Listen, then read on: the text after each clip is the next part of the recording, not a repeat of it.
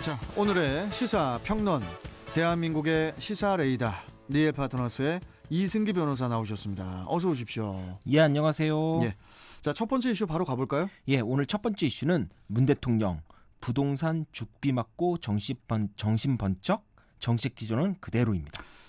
자, 문재인 대통령이 이제 어제인 10일 그 취임 4주년 특별 연설에서 그간 시행해온 부동산 정책의 실패를 인정을 하면서 일부 정책 변화를 이제 시사를 했는데 어떤 내용입니까? 예, 특히 지난 4.7 재보선 선거 참패를 들면서 이 죽비를 맞고 정신이 번쩍 들 만한 심판을 받았다, 이런 말을 하며 이제 사과를 했습니다. 이 부분은. 그 죽비라는 게 이제 그 대나무로 만든 회초리를 말하잖아요. 예. 그러니까 이제 그 스님들이 이렇게 졸지 말라고 이렇게 등을 내리칠 때 쓰는 거죠, 그게? 그렇죠. 가끔 이제는 뭐 영화나 드라마, 다큐멘터리에서 보는 맞아요. 건데요. 한마디로 민심의 해초리를 맞았다라는 건데요. 이 부동산 문제에 대해서만큼은 할 말이 없다라고 하면서 이 뭐 신혼부부라든지 청년과 같이 실수요자들의 내 집 마련 부담을 덜어주는 방향으로 정책을 보완하겠다라는 입장을 밝혔습니다. 네. 하지만 이 투기 차단, 뭐 실수요자 보호, 공급 확대라는 기존의 정책 기조는 그대로 유지하겠다라는 점도 분명히 했고요. 그리고 이제 소주성이라 그러죠. 소득 주도 성장으로 대표되는 현 정부 경제 정책에 대해서도 이 시장 충격을 염려하는 반대 의견도 있었지만 적어도 고용 안정과 사회 안정이 강화됐고 분배 지표가 개선됐다, 긍정적인 성과가 있었다라고 하면서 남은 1년 기존 정책 기조를 그대로 유지하겠다는 점을 그대로 밝혔습니다. 네. 특히 이번 연설에서 이 경제라는 단어를 48번, 좀 48번 언급을 했는데요. 코로나19 위기 속에서도 우리 경제가 선방했고 향후 빠르고 강한 경제 반등을 이루겠다라고 하면서 4%대 성장률을 제시하기도 했습니다. 네. 뭐 결과적으로 이제 경제 분야에서는 충분한 성과를 냈다라는 건데요. 이 부분을 두고는 이 정의당이나 국민의힘 같이 야당, 그러니까 보수와 진보를 가리지 않고 자화자찬식 연설 아니냐라면서 이제 비판이 집중되고 있습니다. 그 다소 그 민감한 이야기인데 그 박근혜, 이명박 두 전직 대통령의 사면론에 대한 입장도 나왔죠. 예, 다소 미묘한 변화가 감지됐는데요. 지난 1월 신년 기자회견에서는 지금은 사면을 말할 때가 아니다라고 해서 시기상조론을 내세웠습니다. 하지만 오늘, 그러니까 어제는 찬반 입장 없이 충분히 국민의 의견을 듣고 판단하겠다라고 해서 여지를 뒀는데요. 두 전직 대통령의 사면 문제를 아마 차기 정부에 미루는 건 상당히 이제 그 차기 정권이나 지금 정권에서 부담스러운 일입니다. 그러니까 문 대통령도 이 대선 전 사면을 적극 고려해서 여론의 뜻을 묻는 절차를 나중에 이제 돌입하지 않을까라고 보이고요. 또 이재용 삼성전자 부회장에 대한 이 사면론에 대해서도 세계 반도체 산업에서 경쟁력 확보가 중요하다라고 하면서도 이 국민적 공감대를 함께 고려해야 된다라면서 이제 원칙론을 밝혔습니다. 그런데 최근 뭐 경제계부터 종교계, 시민단체, 심지어는 일부 지자체당까지 이 부회장에 대한 사면을 호소하고 있습니다. 뭐 이것도 국민의 공감대가 형성되고 있는 과정이라고 볼 수 있으니까 이 부회장의 이 사면도 어느 시점에서는 좀 이야기가 나오지 않을까 예상합니다. 그렇군요. 자, 그리고 어제 그 특별 연설에서 야당이 반대하고 있는 그 3명의 그 장관 후보자들에 대해서는 능력을 갖춘 전문가라며 현행 인사청문회 제도 자체에 문제가 있다는 그런 입장을 밝혔어요. 예, 이 부분이 이제 야당의 비판이 아주 집중이 되고 있는데 지금 논란이 되는 게 이매숙 가기부 장관 후보자, 그리고 노영욱 국토부 장관 후보자, 박준영 해수부 장관 후보자, 이렇게 3명인데 지금 여당 일각에서도 일부 후보는 좀 국민의 눈높이에 맞지 않는다라는 이야기가 나오고 있습니다, 내부에서. 그런데 문 대통령이 어제 연설에서 야당에서 반대한다고 해서 검증 실패라고 생각하지 않는다, 국회 논의를 지켜보고 종합해서 판단할 것이다 라고 했고요. 그리고 무한주기식 인사청문회 제도로는 좋은 인재를 발탁할 수 없다며 사실상 뭐 이번 청문회에 대해서 약간 문제점을 제기하면서 새 후보자에 대한 임명을 강행할 뭐 의지를 좀 밝혔는데요. 일단 민주당에서 당 차원의 의견을 청와대에 전달을 했다고 합니다. 그러니까 오늘 내일쯤에 결론이 나올 것으로 그렇게 보입니다. 어떻게 나올지 궁금합니다. 예.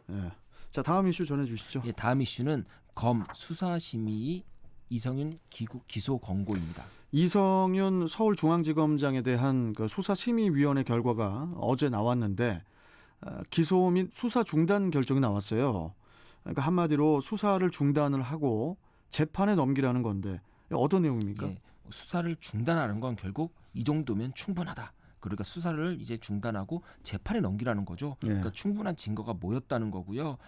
수사심의 결과 그 8대4의 압도적 표차로 이지검장에 대한 기소가 결정됐습니다. 예. 그런데 이 결정에는 강제력이 없고 이제 권고적 효력만 있는데요. 현실적으로 뭐 여론이나 정치권 쪽에서는 이 검찰의 수사나 기소권 행사가 뭐 정당한지를 판단하는 하나의 기준점으로 이 수사심의의 결정을 적용을 하고 있습니다.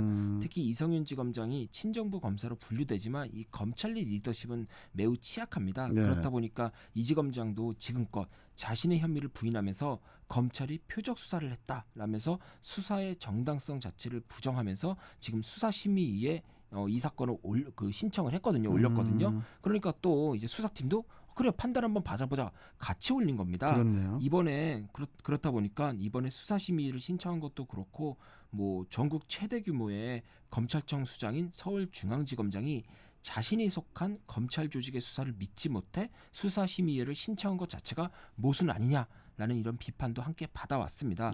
결국 이미 수사팀과 대검이 이지검장을 기소하기로 이미 결정을 한 상황입니다. 그러니까 그런데 이제 이 상황에서 이지검장이 반발하는 모양새였는데 이번에 수사심의의 기소 권고가 나왔으니 그런 논란은 이제 좀 어느 정도 정리될 것으로 보이고 수사팀도 뭐 과도한 수사다. 혹은 표적 수사다라는 일각의 비판에서 좀 자유로워진 만큼 이제는 기소는 당연한 수순으로 보입니다.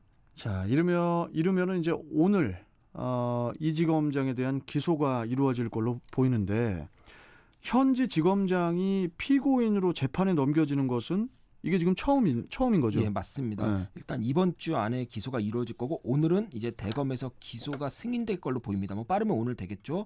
현정 사상 최초인데요. 그렇다 보니까 박범계 법무부 장관의 선택에도 관심이 집중되고 있습니다.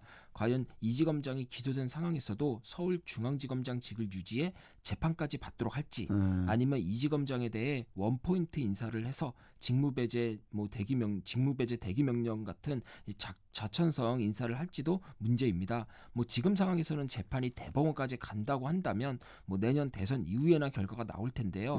그때까지도 이지검장을 현직에 계속 유지시키는 거는 아무래도 정부 차원에서는 부담이 상당히 크겠죠.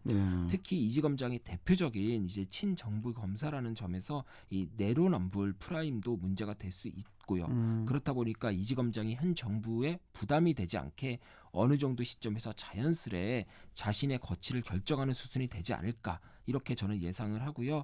뭐 현 정부에서 최고의 승진가도를 달리던 이지검장이 결국 김학의 불법 출금 사건이라는 치명타를 맞고 피고인 신분까지 추락하게 된 건데요.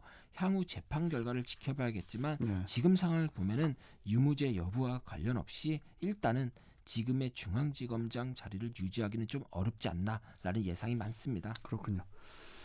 자, 마지막 이슈 전해주시죠. 예, 마지막 이슈는 공수처 1호 사건 불명예의 주인공은입니다. 자, 고위공직자 범죄수사처, 즉 공수처의 1호 사건이 드디어 결정이 됐습니다. 조희연 서울시 교육감의 그 해직교사 불법 채용 의혹이 첫 수사 대상이라고 하는데 어떤 그 내용입니까?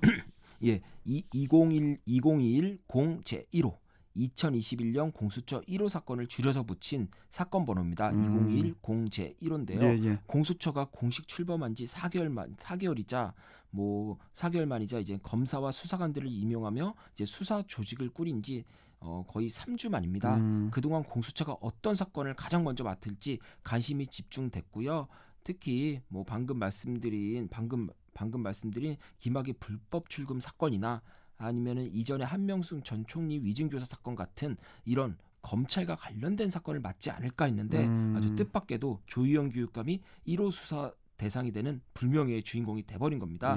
지난달이었죠. 감사원의 감사 결과가 발표됐는데요. 조희연 교육감이 지난 2018년에 정교조가 요구한 해직교사 5명에 대한 특별 채용을 지시했는데 이 과정에서 당시 부교육감과 담당 공무원이 특혜 논란 우려를 들어 반대를 했답니다. 하지만 조 교육감이 실무진의 검토나 결재 없이 관련 문건에 단독으로 결재해 채용을 강행했다는 게 주요 이제는 감사원의 감사 결과였는데요. 예. 감사원은 이 결과를 토대로 조교육감을 국가공무원법 위반 혐의로 경찰에 고발했고요. 경찰이 이 사건을 공수처로 이첩했는데 이 공수처는 내부 논의 끝에 직권남용 혐의로 수사에 착수하기로 한 겁니다. 그 조희연 교육감은 어제 그 SNS를 통해서 공수처가 균형 있는 판단을 할 것으로 생각한다면서 특별 채용의 제도적 특성과 혐의 없음을 적극 소명하겠다는 그런 입장을 또 밝혔어요. 예, 특별 채용 제도 자체는 이 불가피하게 교단을 떠나게 된 교원의 교권을 회복시켜주기 위해 법률에 보장된 정당한 절차로 어떠한 위법도 없다라는 게 조교육감의 입장인데요. 뭐 이미 지난달 감사원 감사 결과 발표 후에도 비슷한 입장을 밝혔습니다. 그런데 지금 문제가 되는 건 이제 특별 채용이라는 제도 자체가 아니고요. 특별 채용에 뭐 특별 그 정교조가 지정한 이 5명의 해직 교사를 위한 이 맞춤형 특채를 진행했냐 여부입니다. 한마디로 이미 합격자를 이 5명의 해직 교사를 이미 합격자로 내정을 한 채 다른 지원자들을 들러리 세워서 특별 채용을 제도를 이거를 진행했냐 이게 문제인 건데요. 앞으로 공수처의 수사 역시도 바로 이 부분에 집중될 것으로 보입니다. 2021 공제 1호 예, 공수처 수사 대상 1호 이게 참 이게 불명예인 것 같습니다. 예. 예, 앞으로 어떻게 될지 또 지켜봐야 될 것 같습니다. 자, 오늘 말씀 여기까지 듣겠습니다. 고맙습니다. 예, 감사합니다. 자, 시사평론가 리얼 파트너스의 이승기 변호사와 함께했습니다.